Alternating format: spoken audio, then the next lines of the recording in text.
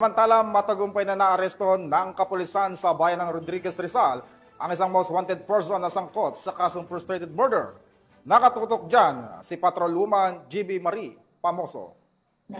Ng pinagsanib na puwersa ng Rodriguez Municipal Police Station at 404th A Maneuver Company RMFB-4A ang isang regional level most wanted person sa isinagawang operasyon noong August 12, 2025, dakong alas 6 ng gabi sa Barangay San Jose, Rodriguez, Rizal. Kinilala ang suspect sa alias na Aini Doroteo o Vincent, 34 anyos at residente ng Antipolo City.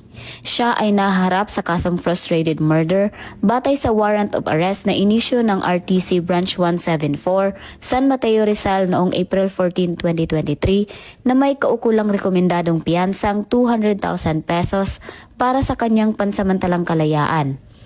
Matapos ipabatid sa kanya ang dahilan ng pag-aresto at ang kanyang mga karapatan, dinala siya sa Rodriguez MPS Custodial Facility para sa kaukulang proseso. Ang matagumpay na pagkakaaresto sa nasabing akusado ay bahagi ng pinaigting na kampanya ng Rizal Police Provincial Office laban sa mga individual na matagal nang pinaghahanap ng batas. Mula dito sa Calabarzon, ako ang inyong Police News Network Correspondent, Patrolwoman Jevie Marie Famoso, alagad ng batas, tagataguyod ng balitang pulis.